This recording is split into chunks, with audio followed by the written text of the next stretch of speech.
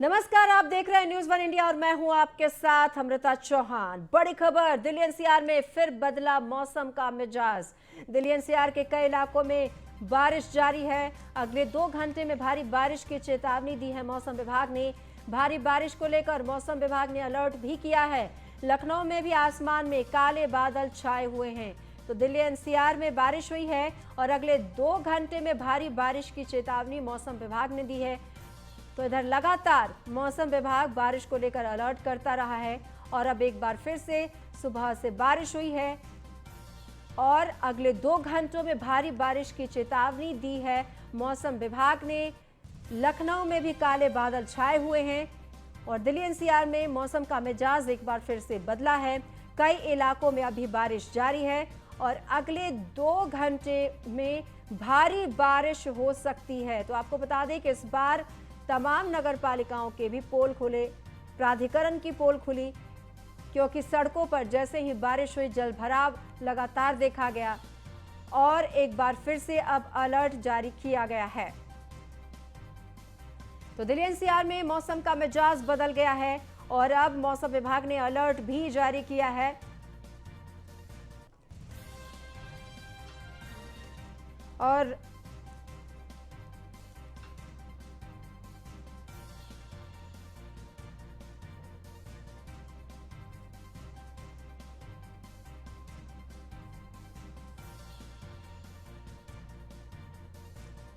आपको बता दें कि लखनऊ में भी काले बादल छाए हुए हैं और अगले 2 घंटे में भारी बारिश हो सकती है।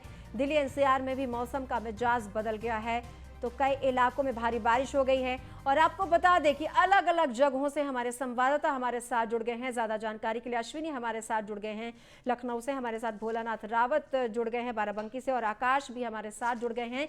सबसे पहले अश्विनी के पास जाते हैं। अश्विनी, अभी वहां का मौसम कैसा है?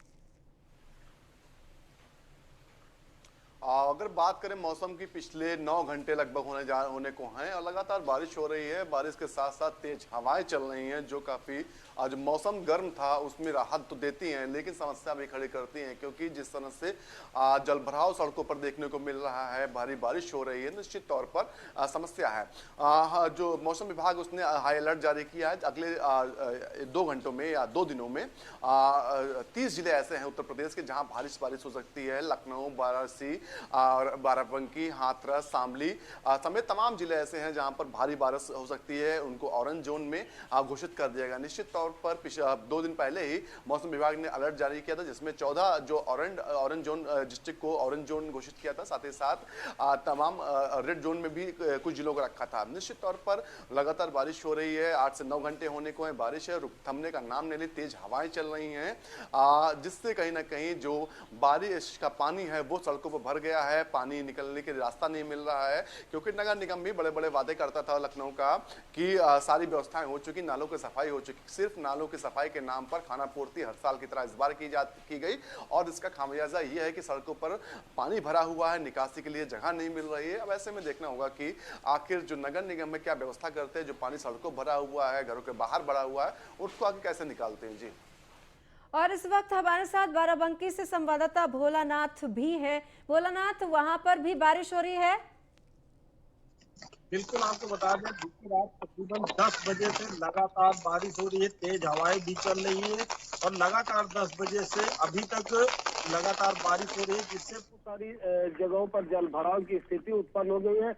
बहुत सारे सड़कों पर पेड़ भी गिर गए हैं, जिससे कई जगह पर जाम की स्थिति उत्पन्न है। वही बड़ी बात यह है कि आज सीएम योगी आदित्यनाथ का बाराबंकी दौरा है, जहां पर बाराबंकी में सीएम योगी आदित्यनाथ 2 विधानसभाओं में जनसभाओं को संबोधित करेंगे। 11 बजे सीएम योगी आदित्यनाथ बाराबंकी के जैतपुर विधानसभा पहुंचेंगे, जिसके बाद तकरीबन 1.5 घंटे कार्यक्रम के बाद वो सदर विधानसभा ऑडिटोरियम बाराबंकी पहुंचेंगे, जहां पे 3 बजे तक उनका कार्यक्रम है। लेकिन मौसम की अगर बात करें तो रात से ही मौसम बहुत खराब है और लगातार बारिश हो रही है, तेज हवाएं चल रही है। जी भोलानाथ, क्या लगता है कि आज 2 अलग अलग जनसभा है, काफी तादाद में लोगों के जुटने की व्यवस्था की गई है और ऐसे में अगर लगातार बारिश हो रही तो आपको लगता नहीं कि जनसभा पे इसका असर पड़ेगा? काफी कम लोग यहाँ पहुंचेंगे अगर बारिश ऐसे ही होती रही तो। निश्चित तौर पर दो जनसभाओं को सीएम योगी आदित्यनाथ संबोधित करेंगे। लेकिन यह जिस प्रकार से रात से बारिश हो रही है, तो ऐसे में कहीं ना कहीं जनसभाओं पर पूरी तरीके से प्रभाव पड़ेगा। लोग वहां पे पहुंच नहीं पाएंगे सीएम योगी आदित्यनाथ के संबोधन को सुनने के लिए, क्योंकि जिस प्रकार से बारिश हो रही है, लगातार बारिश कहीं भी थमने का नाम नहीं ले रही है। ऐसे में कहीं भी लोग बाहर निकलना उचित नहीं समझेंगे। और कई जगहों पर हमने जैसा कि बताया कि कई जगहों पर सड़कों पर पेड़ गिर गए हैं, तो जाम की स्थिति भी बनी हुई है। काफी दिक्कतें लोगों को होंगी। ऐसे में जनसभाओं में लोगों का पहुंच पाना बहुत मुश्किल ही होगा। जी, आकाश भी हमारे साथ वाराणसी से जुड़े हुए हैं। आकाश, वहां कैसा है मौसम का मिजाज?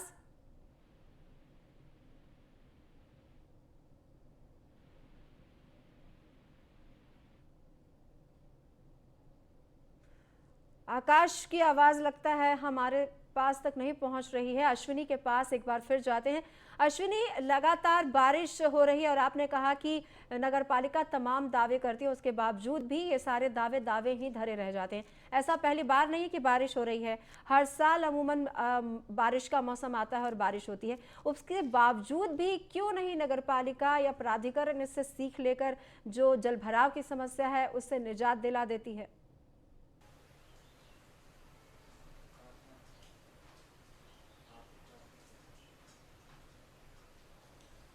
अश्विनी, क्या आवाज मिल पा रही है मेरी आपको? तो बाराबंकी में इस वक्त लगातार हमारे साथ भोलानाथ जुड़े हुए हैं। भोलानाथ, क्या बारिश, जैसा कि आपने कहा लगातार बारिश वहां हो रही है, तो क्या वहां सड़कों पर भी जल भराव हो गया है? आपने कहा कि पेड़ों को भी नुकसान पहुंचा है। ऐसी स्थिति में लोगों को कितनी परेशानी हो रही है वहां पर? निश्चित तौर पर बाराबंकी शहर की अगर बात करें तो बाराबंकी शहर में कई जगहों पर सड़कों पर जलभराव है। वहीं रास्ते में कई पेड़ भी गिर गए हैं, जिससे काफी लोगों को आवागमन में काफी समस्याएं हो रही है। वहीं सीएम योगी आदित्यनाथ के दौरे को लेकर भी काफी प्रशासन में दिक्कतें हो रही है, क्योंकि जिस प्रकार से सीएम योगी आदित्यनाथ का 11:30 बजे बाराबंकी दौरा है, तो कहीं ना कहीं प्रशासन को काफी समस्याओं का सामना करना पड़ रहा है। जिस प्रकार से लगातार रात से बारिश हो रही है, तो ऐसे में बहुत सारी दिक्कतें हैं, क्योंकि जहां जी भोलानाथ, सवाल ये भी है कि वहां पर जो इंतजाम किए गए हैं सीएम योगी के दौरे को लेकर और बारिश हो रही है, तो जो इंतजाम कर रहे हैं अधिकारी, उनसे आपने बात करने की कोशिश की है कि जो पंडाल बनाए गए हैं लोगों के लिए, क्या वो वाटर प्रूफ है? और क्या लगता है कि इतनी बारिश हो जाने के बाद भी लोग वहां पर पहुंचेंगे? जरूर वाटर प्रूफ बनाए गए हैं, लेकिन जिस प्रकार से बारिश हो रही है, रात से बारिश लगातार हो रही है, ऐसे में लोग घर से नहीं निकल पा रहे हैं, तो वहां पे पहुंच पाना बहुत मुश्किल होगा लोगों का। क्योंकि जहां पे ये जैतपुर विधानसभा का कार्यक्रम है, वो जनता इंटर कॉलेज में कार्यक्रम लगाया गया ग्राउंड में, वहां पे भी बरसात में अक्सर जलभराव। जी भोलानाथ, हमारे साथ अश्विनी भी जुड़े हुए हैं। अश्विनी, आपने कहा कि जिस तरह से लगातार बारिश होती है और तमाम नगर पालिका की पोल खुल जाती है, क्योंकि सड़कों पर जलभराव हो जाता है, लोगों को भारी परेशानी होने लगती है, कोई काम नहीं कर पाते हैं, लोग घरों में ही रह जाते हैं। अगर वो निकलते हैं तो उनको घंटों लगता है अपने गंतव्य स्थान तक पहुंचने में। कुछ इस तरह की परेशानी क्या आज भी देखने को मिली?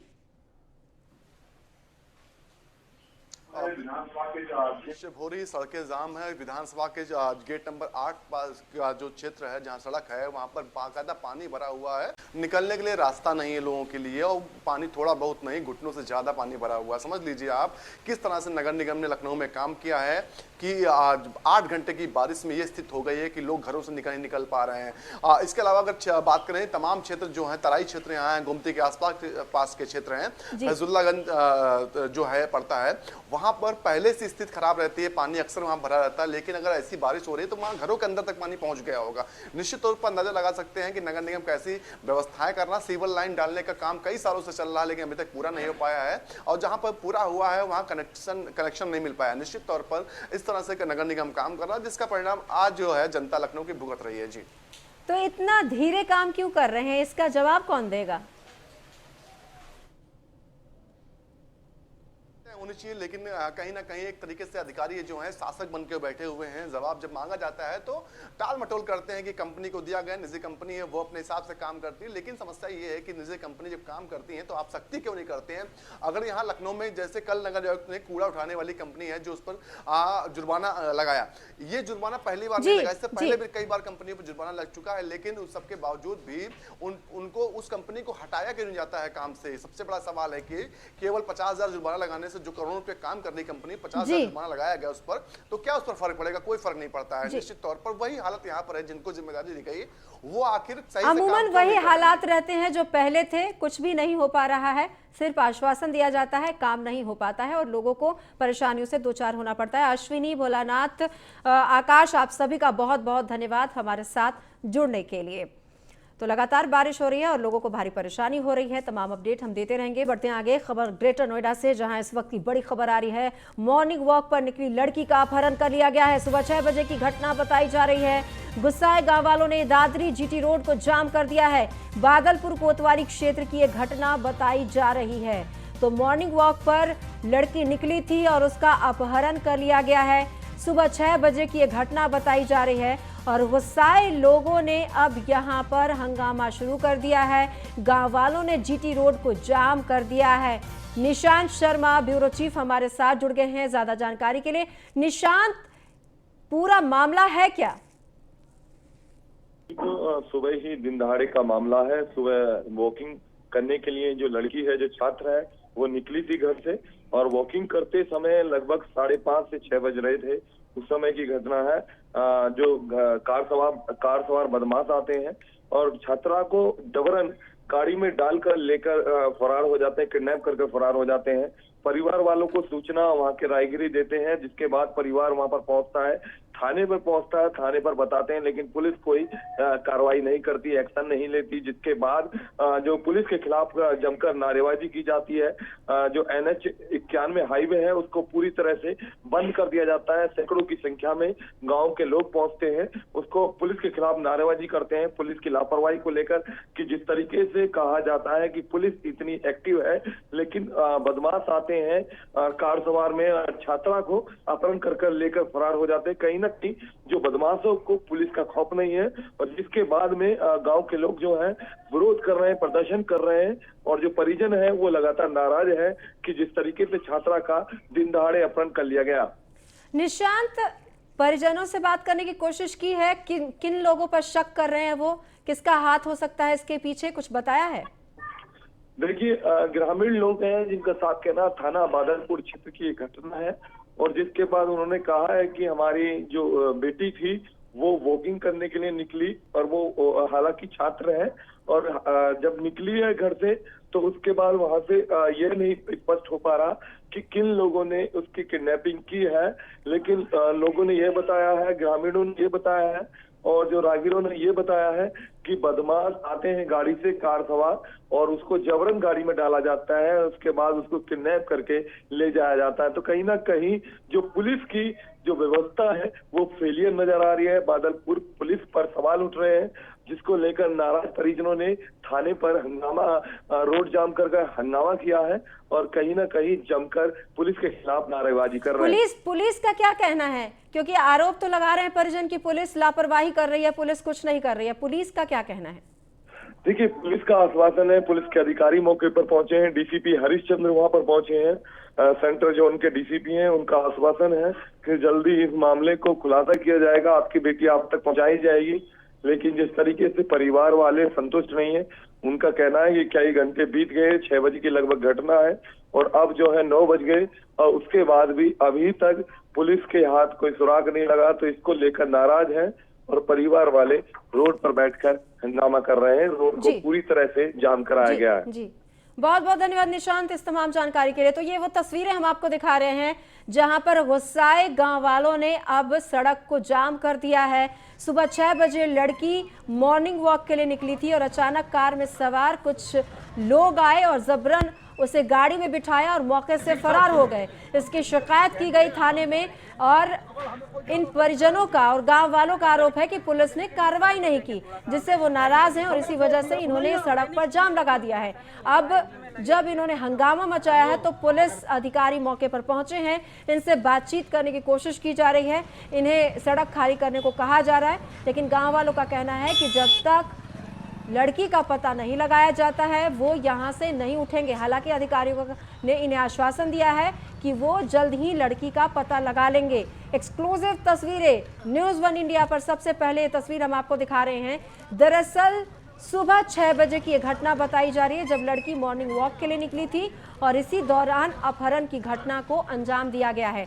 आपको बता दें, उत्तर प्रदेश में एक तरफ योगी सरकार ऑपरेशन क्लीन चला रही है, बदमाशों का है, गुंडों पर नकेल कसी जा रही है, जो इनामी बदमाश हैं उन्हें धर दबोचा जा रहा है। उसके बावजूद भी इस तरह की घटना हैरान करती है कि क्या बदमाशों के हौसले इतने बुलंद कैसे हो सकते हैं।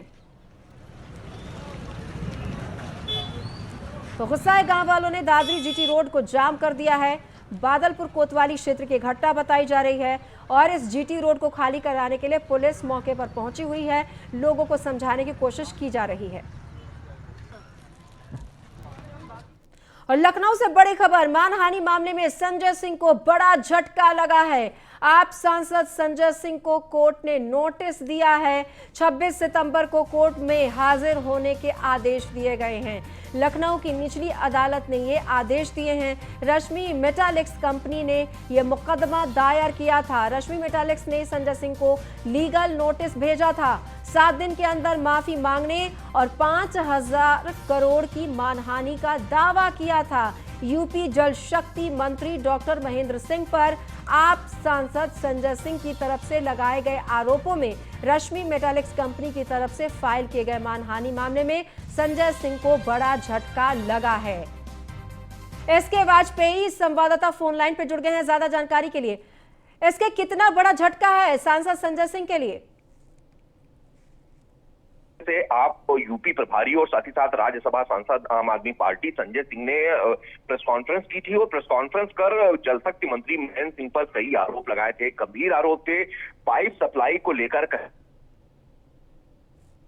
बताए थे, कई डॉक्यूमेंट्स भी रखे थे, जिसके बाद उनके ऊपर जिस कंपनी को लेकर मामला था रश्मि मेटालिक, उसने एक मानहानि का नोटिस उनको भेजा था और 7 दिन के अंदर उनसे माफी मांगने का आग्रह किया था। अगर वो ऐसा नहीं करते हैं तो ऐसी स्थिति में कानूनी कार्रवाई करने की बात भी कही थी। अब पूरे मामले पर जब संजय सिंह की तरफ से कोई भी जवाब नहीं दिया गया था तो अब पूरा मामला कोर्ट पहुंच चुका है जी। अब सांसद संजय सिंह को तलब कर लिया है। हालांकि अब जब वो कोर्ट पहुंच, वो अपनी क्या बात रखते हैं, खास तौर पर जिस तरीके से रश्मि मेटालिक ने उनके ऊपर 5,000 करोड़ रुपए के जुर्माने की बात कही है कि उसकी मानहानि हुई है और कंपनी की छवि खराब हुई है, क्योंकि जो आरोप संजय सिंह लगा रहे हैं उन आरोपों को कंपनी नकार रही है। अब देखना यह है कि संजय सिंह क्या पक्ष अपना 26 तारीख को लखनऊ की निचली अदालत में रखते हैं। जी संजय सिंह, अब आगे की क्या कार्रवाई होगी कोर्ट की तरफ से? जब कोर्ट ने तलब किया है, कोर्ट पे जब वो जाएंगे? बिल्कुल, चूंकि अब जब संजय सिंह को कोर्ट ने पूरे मामले पर तलब कर लिया है तो निश्चित है जिस आधार पर संजय सिंह रश्मि मेटालिक कंपनी और साथ ही साथ में जल शक्ति मंत्री महेंद्र सिंह पर आरोप लगा रहे थे, कहीं न कहीं उन आरोपों की जांच होगी और उससे संबंधित दस्तावेज जिस पर संजय सिंह का ये कहना है कि पाइप सप्लाई में कहीं न कहीं गड़बड़ी की गई है, उस पर कोर्ट सुनवाई करेगा। और निश्चित है कि अगर इन सारे आरोपों को सही नहीं पाया जाता तो ऐसी स्थिति में वैधानिक कार्रवाई जिस पर कंपनी ने कोर्ट का रुख किया है वो कार्रवाई आप सांसद संजय सिंह पर हो सकती है। हालांकि देखना यह है कि जब संजय सिंह ने प्रेस कॉन्फ्रेंस की थी उस दौरान भी बहुत सारे दस्तावेज उन्होंने मीडिया के सामने रखे थे। तमाम जानकारी के लिए आपका बहुत बहुत धन्यवाद। तो अब मुश्किलें बढ़ गई है संजय सिंह की, कोर्ट ने तलब किया है और अब वो कोर्ट में पेश होकर अपना पक्ष रखेंगे। वहीं दिल्ली से बड़ी खबर, सभी 6 संदिग्ध आतंकियों से पूछताछ हो रही है। खुफिया विभाग भी कर रहा है संदिग्धों से पूछताछ में जल्द हो सकते हैं साजिश के कई खुलासे। 14 दिन की पुलिस रिमांड पर हैं 6 संदिग्ध आतंकी। एटीएस और पुलिस दोनों ने संयुक्त कार्रवाई कर इन सभी को धर दबोचा था और अब इनसे लगातार पूछताछ की जा रही है। इनके तार पाकिस्तान से जुड़े हैं, अंडरवर्ल्ड डॉन से जुड़े हुए हैं और खुफिया विभाग अब इनसे पूछताछ की जा रही है और माना जा रहा है कि पूछताछ में कई बड़े खुलासे हो सकते हैं, कई अहम तार और भी जुड़े हो सकते हैं, कई और जगह पर छापेमारी हो सकती है क्योंकि कई खुलासे हुए हैं। बहुत बड़ी साजिश की गई थी और दहलाने की कोशिश थी अलग अलग राज्यों को महाराष्ट्र भी इसमें शामिल है, राजस्थान भी, उत्तर प्रदेश भी। तो इन राज्यों को टारगेट किया गया था त्योहारों में। और खुफिया आपको बता दें कि सांसद को भी टारगेट किया गया था, तो सभी संसद भवन को भी टारगेट किया गया था, ये खुलासा हो रहा है।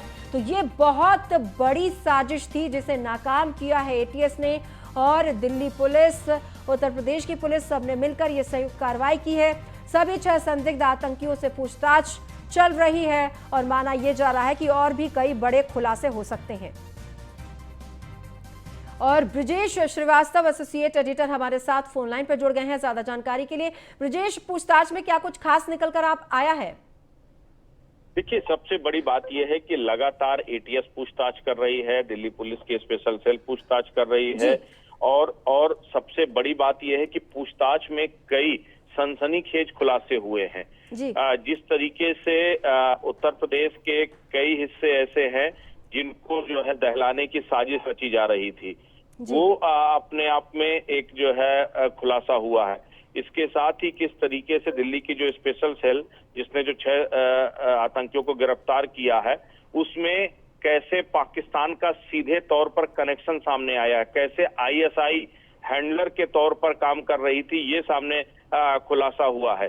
और सबसे बड़ी बात यह है कि कई कोड के जरिए ये एक दूसरे के साथ कम्युनिकेट करते थे, लेकिन इंटेलिजेंस एजेंसियों ने उन जो सीक्रेट कोड थे आतंकियों के, उनको डिकोड किया है। उसमें से एक कोड जो है कर्नल गाजी के नाम पे था जो है।